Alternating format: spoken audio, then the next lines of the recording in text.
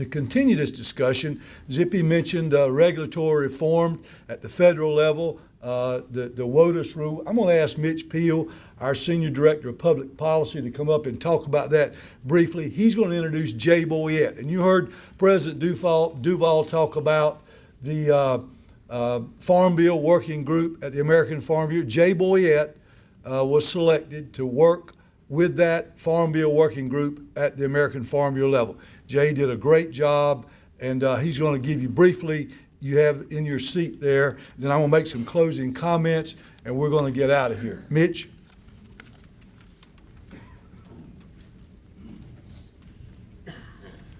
How many of y'all remember this? Oh, yeah. Good morning, everybody. It's my privilege to give you a brief update on one of the issues that we've talked about as much as any other issue over the last, and I guess what, 5-6 years or more. It's been a while, and so if you ask me, the issue I probably like the least talking about is probably WOTUS. But as President Duval has said, our time has come. So it looks like we've got a real opportunity we need to take advantage of. I will try my best not to duplicate what President Duval has already said about WOTUS, but I'll remind you why we were so concerned about this WOTUS rule the EPA passed or adopted in 2015. First of all, proposing the rule was not a bad thing. We needed that. We needed clarity and knowing what areas are considered waters of the U.S. It's important to us, and it determines how farmers can conduct their activities, other landowners as well. But the rule that EPA adopted in 2015 was just a mess. It was not the way to do it. And some of the things that have been referred to in describing that rule is it was the biggest land grab ever. So even though it was about water, it's waters of the U.S., defining what is waters of the U.S., it affects what you can do on your land and whether you need permits under the Clean Water Act. It was also described as a regulatory overreach. It went beyond what Congress and the U.S. Supreme Court said the authority of EPA was in carrying out that rule. That rule would have significantly increased the regulatory burdens for farmers and landowners across the U.S. It would certainly have increased significantly the cost to farmers and landowners and others across our nation. And it failed to deliver on its most important charge, which was to provide clarity in what is waters of the U.S.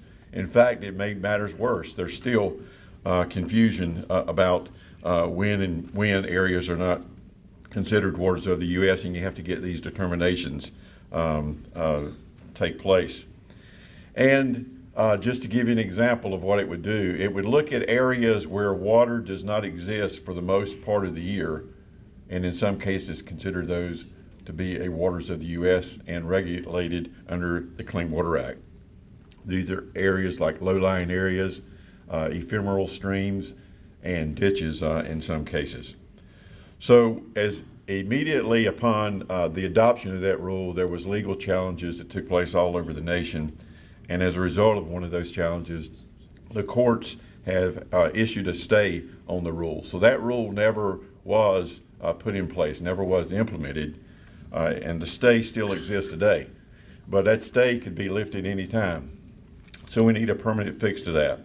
And so the current administration, as President Duval announced, has already indicated this is a top priority for them to repeal the 2015 WOTUS rule and replace that with something that is more reasonable, that does in fact provide clarity to the definition of what is considered waters of the U.S. and to involve more stakeholders in the process and make it more transparent and to operate in the boundaries that the Supreme Court and Congress have laid out in that particular issue.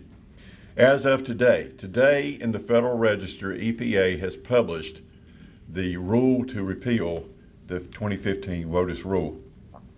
And thanks to American Farm Bureau, they have already put together on their website, they've got a website that you can go to, and you can provide comments to EPA supporting the rule to repeal the WOTUS rule. Just in case you don't get confused, we've got cards at your seats.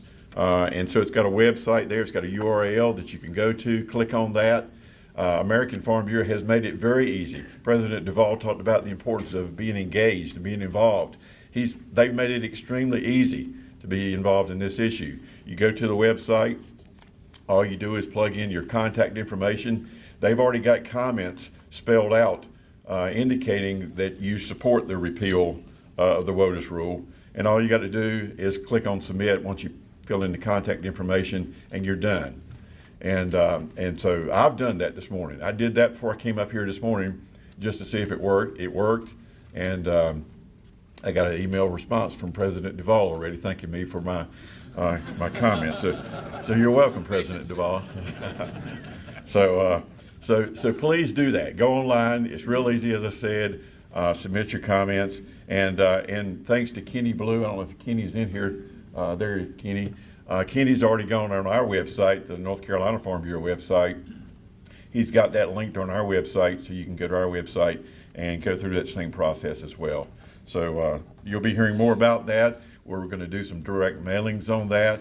We'll be probably putting letters, petitions to go around at various meetings for you to sign and get comments in, sending any way we can in support of the rule to repeal the WOTUS rule. That's all I have on that issue. Next, you'll hear from Jay Boyette, as you've heard before.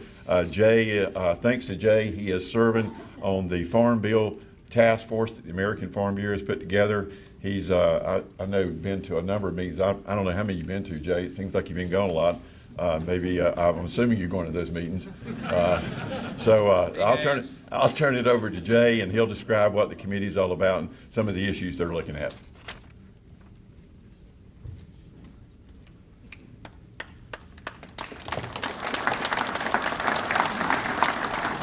Well, thank you, Mitch. And first, I'll start out by thanking President Wooten and President Duvall for allowing me to serve on the committee. And when you start out on a process, you always sort of think about how you might contribute and what you might do to the cause and how you might be able to help. And usually wind up learning in a lot of ways more than you contribute. And that's certainly true for me for serving on the committee. One of the things I'll share with you that I learned about working on a farm bill pretty quickly is it's a lot like farming in this sense. If you didn't have a budget and you didn't have to care about how much money you spent, you could write a really, really, really good farm bill that would be a great safety net for all of you and all of your farms. But the reality is we do have a budget. We do have constraints, and we do have things that we have to look at as we consider the policy and consider the farm bill. So hopefully all of you found in your seat a handout that I prepared.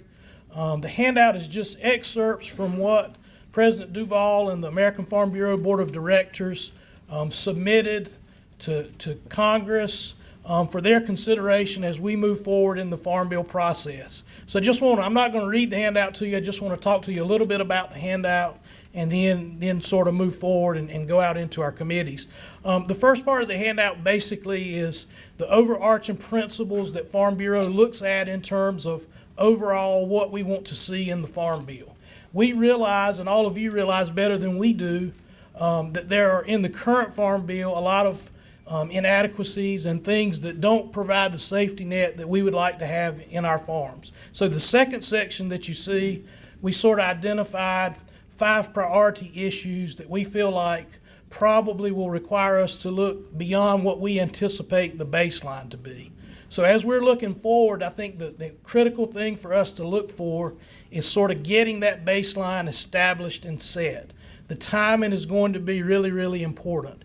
It's going to be important that the House can get out, the House Ag Committee can get out their version of what they want to see in the Farm Bill, because once that happens, we're kind of locked into our budget score, and we can use that budget score going forward. If you'll think back to the 2014 Farm Bill, we wound up extending it, and then we finally passed something. And what we know from where we're at in the budget process is that if we have to extend this a couple of times like we did last time, it's not going to be a pretty picture. Our baseline it's going to continue to collapse and collapse and collapse. So things that I would be looking for right now is probably not get so caught up in all the particular details, but sort of in the macro, the sooner we can get something out of the House Ag Committee, the better all of us are going to be served.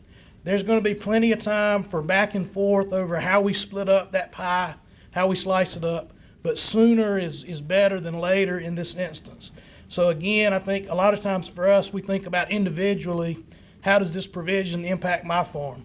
I think we got to look first at the big picture and then sort of move out from there. The back page of the handout just sort of talks about what's under the current Farm Bill and those sections that probably won't require any baseline adjustments or asking for any proceeds beyond what's in the current baseline. So what I encourage all of you to do today as we get ready to break up into our individual committees is to take a look in your materials for your committees and think about the policy that we have in place today in terms of the Farm Bill and make sure that that policy meets and satisfies the needs of your particular farm. As others have said before me, it's really important that the policy we have in the policy book reflects what you need on your farm. And the only way we as staff are going to know that is through this process that we're beginning today. So I encourage you to look at those policies, make sure the Farm Bill section reflects the needs that you have on your farm, and also sort of keep an open mind and realize that, again, we don't have an unlimited budget, so all the needs are probably not likely to be completely met. Our job is to sort of take the resources that are available and make those fit the needs that are out there in the best way that we can. So hopefully that's a pretty good summary of what we have. Again, as you look through this, if you have specific questions, please always contact us with that. If you have particular concerns, make us aware, and we certainly will pass that up the chain. So